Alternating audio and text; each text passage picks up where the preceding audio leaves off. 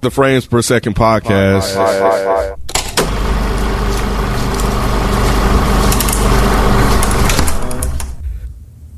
What's going on? It's your boy Nick, and I'm here with Miss Naturally Nay. Hello. Kenneth B. Inge. What up? And Mike Seatown. Yo. And you're now tuned into the Frames Per Second podcast. And in this episode, we are doing a rewatchable review of something that y'all been asking about for a while. And I guess this is the best time to do it with the sequel coming out next weekend as of this recording. But yeah, we're going to review Spider-Man Into the Spider-Verse. One of the few hits outside of the MCU during this Marvel superhero era. Nay. Yeah. Do you fuck with Spider-Man as a superhero? Sure. I mean, you kind of have to. Is he like up there popular wise with Superman? Yeah, he's probably the most popular superhero to me, especially with the kids. The kids love Superman. Spider-Man. Yeah. Thank you. What did you think of Spider-Verse? Spider-Verse was fun. I went into this with very low expectations. It was like, this is a cartoon. What is this? Is this actually part of the MCU? I didn't understand it, but I had a really fun time when I watched this in the theater and rewatching it. It's good. So you actually saw it like opening weekend? Yeah, we saw it at the theater. What about you, Kim? I enjoyed it. I rewatched it again last night. Apparently, this is my fourth time watching this. But yeah, it was still fun and entertaining to watch. And I see a lot of people saying that this is like the best this is the best one out of all the Spider-Man movies. Why did you say apparently this is my fourth time? Right, like you didn't know. It's a surprise to you. It did surprise me. I didn't know. I thought I only watched it once at the movie theater. I did not know I've watched it 2 times since. But So I was, So yeah, I was surprised. I was like, damn, I've watched this that many times. But it was still good. Mike, do you agree? Best Spider-Man movie ever made? No, that goes to No Way Home for me. This is a second. I've always liked this movie, but I don't care what Jalen says. I didn't say about Sonny. Right. Johnny. Like, be quiet, Sonny. I legit didn't say anything. I can have my favorite, Sonny.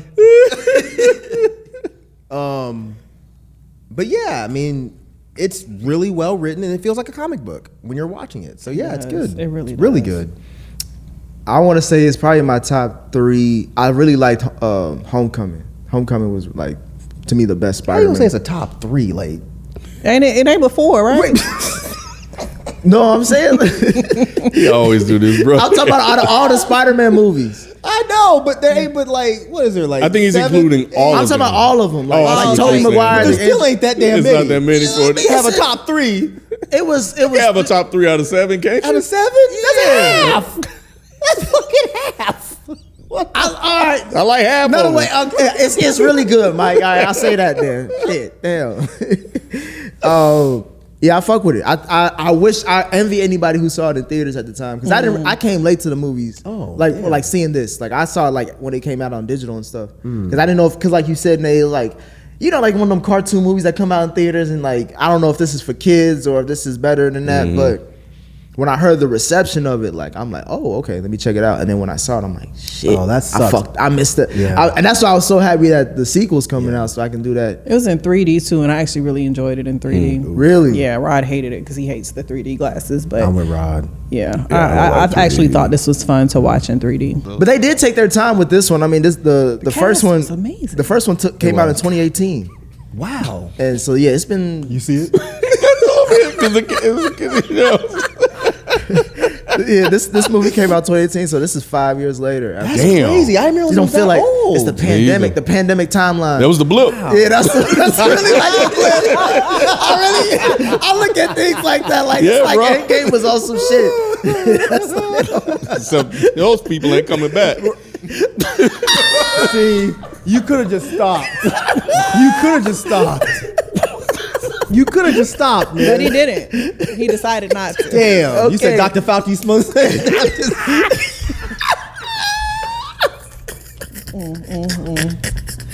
That's not funny. Why are we laughing? That's terrible. Anybody who lost their people to COVID, man. Yo, that's terrible. I lost family members too. Call it the sneeze, not the snap. Stop. So I was really surprised by the cast on it. Were you? I didn't realize it had as many people on Me it. as either. it I didn't know did. Mahershala Ali was I the didn't uncle. either. I didn't know. What's the Tyree Henry was the dad? I just found it out last I night. just that. realized Yeah. that today. Yeah, I didn't know that. Was the animation interesting and like eye opening? Like, did that keep you as well as like everything else that was going on? Because I feel like I was just watching like little shit across the screen just to see how it moved and the colors and all that. Yeah, I mean, I like the comic book effect they put with the little thought bubbles, and then they had the little,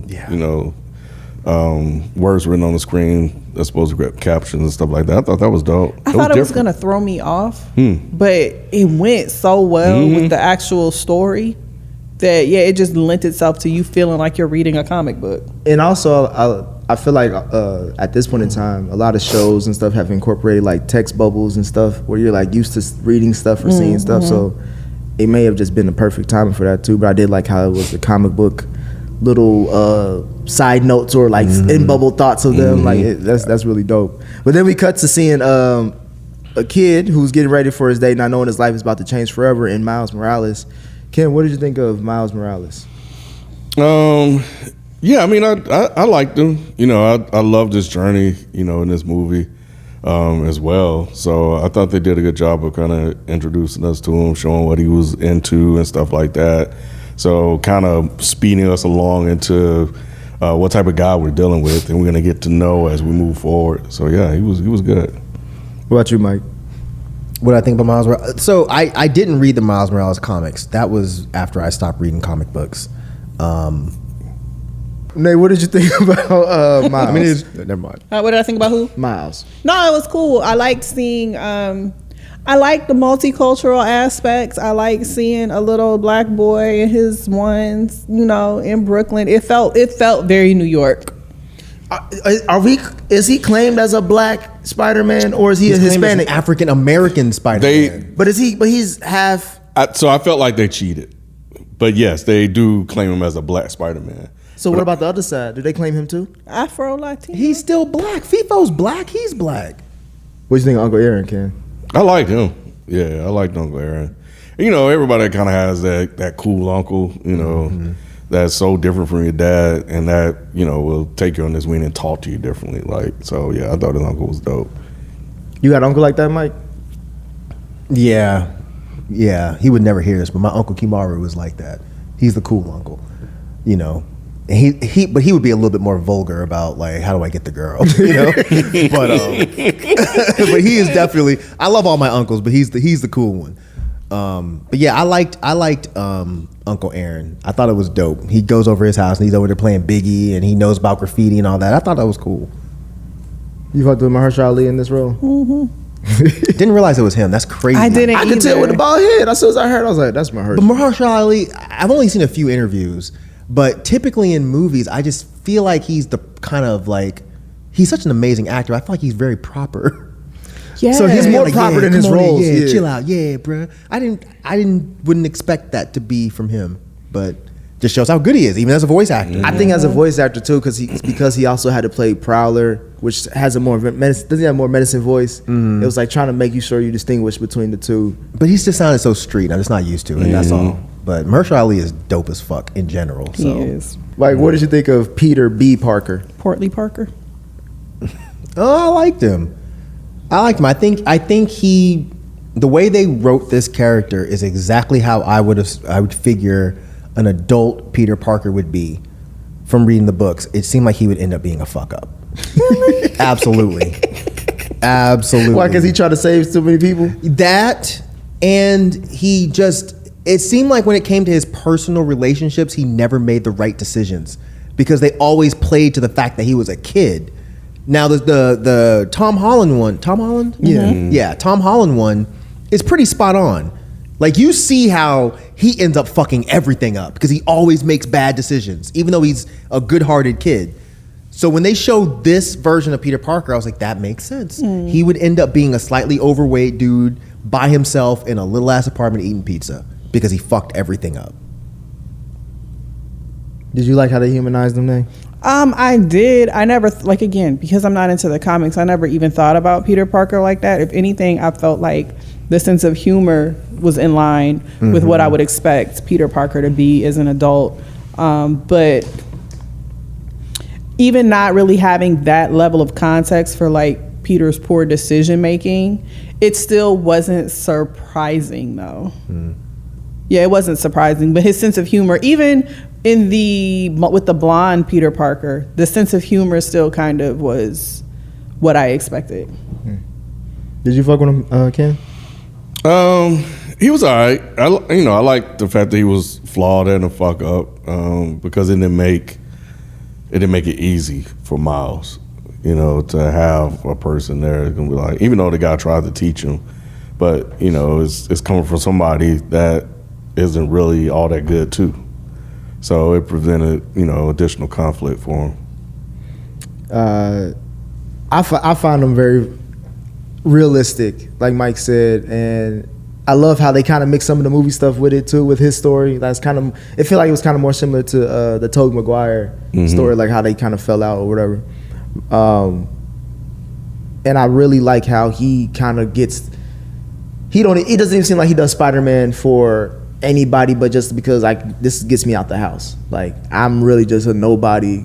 I don't really have anything left but this. Nate, was it foul how the other Spider people were doubting Miles' ability to help? Since you mentioned he's a kid. Yeah, it was. Like they didn't have to figure out what to do when they first got their stuff. And I get you need him now, but damn, do a crash obstacle course. Or let's have that Rocky moment where he get it together or something. Yeah. It was like, surprise attack. It's a surprise attack. He got hit. Yeah, that was pretty unfair. It made sense though. Yeah, I'm with them on that though. If the universe and multiple things is going on and you can't really even do your own thing. Nigga, it's like 5 of y'all. One of y'all sit back and train while the other ones go get the goober. Yeah. They were trying to train him. He couldn't get it. They weren't trying. They didn't give him much of a chance. He got it when they kicked his ass out. Yeah, he turned invisible. Mike, did a tear drop when Uncle Aaron got shot by Wilson Fisk? A tear didn't fall, but I was like, oh shit. We just found out it was him and you already shot him. I don't think he's dead though. Kingpin ain't had to do that. He didn't. Shot him in the But back. that was good though. That was good. And that shit was loud too. Hell. Yeah.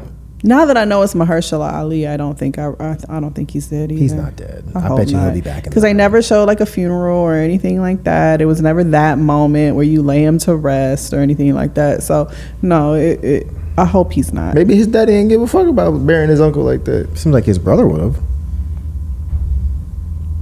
I mean, he seemed pretty broken up that he got killed. Yeah, that shocked me. I was like, damn, you're right. We just got. They could have he could have trained him better to be a better thief or a better Spider-Man and some shit. Speaking of, I did like that. Did y'all notice his little Spidey sense colors change at the beginning? Well, when he meets Peter, his Spidey sense colors are purple. And then, which to represent he was following the path of Uncle Aaron. Oh. But then in that moment, they actually changed to red or something. Oh. Which I think was supposed to be now he's Spider-Man. Or I just fucking reached. But I thought that was actually kind of interesting because they were making it seem like he was way more influenced by his uncle than he was his father. So if Peter Parker hadn't entered the scene, I bet you he would just became another bad guy. Damn. That's crazy. See, that's what they're trying to say. That's what happens when white people help little nigger kids. They steer him down the right because the black guy's gonna die. I mean, come on. That's what they always do. Angelina Jolie. Yep. Right. And Sandra Bullock. All of them. Yep. Yeah, no, the voice actors in this were really good. Yeah. And the animation was really good along with it. It felt even though you felt like you were watching or reading a comic, it still felt like a person. This was really good, guys. And I agree because to me, this is where the movie goes to another level. Because after he hears that from his dad, and then he goes out into the city and starts learning how to be Spider-Man, him flipping around and that scene where he's just upside down and shit like that. I'm that's the scene where I'm bro, I wish I was in the theater. Why was I not there? Because that's man, this shit is crazy. Yeah. And Oh, then you wanted to be there? yeah, I feel like a kid again, bro. I almost tried to do a flip. Go, Spidey. It is that kind of moment, though. It really is. You was flipping too? Dominic was. Yeah, to the point where Rob was like, you might want to turn this off. He gonna try and do this shit. And I said, yeah, you probably right. He'll flip right his ass over the couch. No, it is that kind of moment, and the scene with him upside down and the skyline and everything. It feels like a real movie. Live action. Yeah. And then we see him rejoin the Spider People and help save the world. Spider People. To fight the Mr. Kingpin and all that stuff. Yeah, I'm excited for the sequel. I don't know if it's gonna live up to this one, but Yeah, I'm excited for the new one. I think it's going to be good. The trailer, I've only watched one of the trailers, and yeah, it looks good. yeah. Any other thoughts on this movie? Is that Megan Thee Stallion Spider-Man? Is that real? What? The thick one? I don't know which one you see. It was like it was on like Instagram or something. It was like a thick Spider-Man. They were like, who's ready for the thick Spider-Man? All right, we ended it. All right. Those are our thoughts on Into the Spider-Verse. Please let us know what you guys think. FPS Podcast is a Reddit thread. It's also our handle for IG and Twitter. And we'll catch you on the next review. God damn it.